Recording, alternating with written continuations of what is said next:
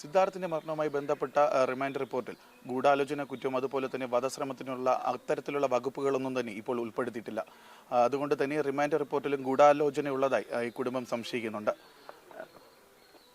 അതെ, തീർച്ചയായും ഞാൻ സംശയിക്കുന്നു. കാര്യമെന്ന് പറഞ്ഞാൽ ക്രൂരമായിട്ടുള്ള ഈ ഒരു കൊലപാതകം നടന്നിട്ട് വളരെ ക്രൂരമായി ചെയ്ത ഒരു കൊലപാതകമാണ് നടന്നത്. കേരളം മൊത്തം കണ്ടുകൊണ്ടിരിക്കുക, ലോകം മൊത്തം അവർ വിശദമായി അറിഞ്ഞു. പോസ്റ്റ്മോർട്ടം റിപ്പോർട്ട് ഉൾപ്പെടെ വെറും ആരോപണമല്ല, എല്ലാവരും അതിന് സത്യാവസ്ഥ അറിഞ്ഞതാണ്.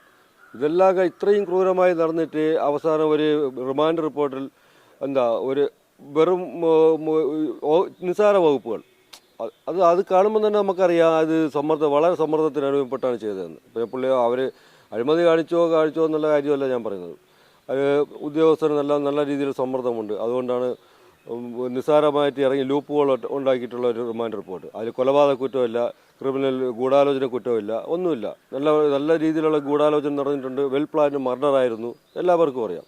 അപ്പോൾ അറ്റ്ലീസ്റ്റ് ഒരു മർഡർ കുറ്റം അല്ല കൊലപാതക കുറ്റം പോലും ഇല്ല. അപ്പോൾ അവർക്ക് ഇറങ്ങിപ്പോൾ പ്രതികൾക്ക് രക്ഷപ്പെടാൻ പറ്റുന്ന ഒരു റിമാൻഡ് റിപ്പോർട്ട് തന്നെയാണിത്. അപ്പോൾ അന്വേഷണത്തിൽ ഇപ്പോൾ കുടുംബം തൃപ്തരല്ല അല്ലേ?